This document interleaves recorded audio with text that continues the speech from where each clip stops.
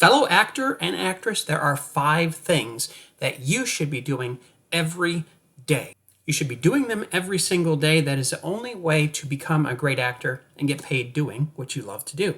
So I'm going to tell you what they are. So write these things down. All right, so write these things down once again because I wrote them down just for you. Number 1, ready? Vocal warm-ups every day. That doesn't mean clearing your throat. That doesn't mean breathing, although that's very important. That means vocal warm-ups.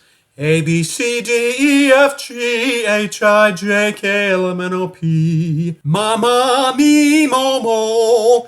A, E, I, O, U. A, E, I, O, U. There are many different videos out there, and I'm going to give you a link to check out right now. There are many different types of vocal warm-ups, and one that I love is right there. You're going to love her. She will help you. I give this video to all of my students. And the kind of warm-up she does, it makes you feel silly, and it helps with depression. It helps regulate your nerves and helps you overcome anxiety. Number 2, learn 4 monologues every 3 months. Seems like a lot, but hey, you're in this for the long haul, right?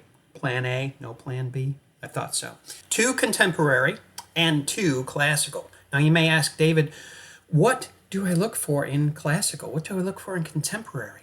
Well, if you don't know what those words mean, it's okay. That's why I'm here and you're here too. I'm going to give you the definition of contemporary and classical by giving you some examples. And I'm going to make this easy for you for both contemporary and classical. Go to Backstage. I love Backstage. Go to Backstage/classical monologues for men or women, whoever you are. Backstage contemporary monologues for men or women. Backstage is one of the best resources today in this 21st century. Now here's the catch though. Then every 3 months, learn 4 more. Like I said, are you in this for the long haul? I hope so. I am. Work with a partner as well. Doesn't have to be an actor. It could be a family member. It could be a friend off camera, and they will be reading the other person's lines while you are acting out yours. Number 3, and this can be fun. Choose one dialect. Choose one dialect. Practice it for 3 months. For example, Cockney. You practice Cockney there, and you talk about this, and or Irish. Oh, you speak Irish, You speak about Irish people in the town of Ireland. Begorra, what you doing there? What you doing there, lass? Whatever kind of dialect you choose, stick with it, and only that one. Don't dabble. You never get anywhere when you dabble. Stick with it for 3 months solid. Go to England. If you can't go to England, for example, for Cockney, become friends with someone who speaks Cockney or speaks French. Or speaks something, but get involved not in the acting of a dialect, but in the true meaning of it. Talk to someone who actually has that Australian accent, who actually has that dialect, and they use it every day because it's a part of them. They are from England. They are from Australia. They are from New Zealand. They are from Minnesota. Number 4, read 3 plays a week. Oh, David, 3 plays a week. How can I do that? Well, how many hours do you spend a day on Facebook? Yes. 3 plays a week. It's really not that hard. And I am going to tell you this, and I want you to do this, okay? Read from a book. That's what I said. Read from a book. Because when you read from a book, you take your time. There is something very organic about turning pages and reading a play. Because when you read it online, you could be distracted. If you're a human being like me, you are distracted by windows and this and beep, beep, beep, all those clicks and everything else that appear. And, we have to check our email. Something came in. No. Take a book and study from the greats. Arthur Miller, Shakespeare, Neil Simon, Moliere, Plato.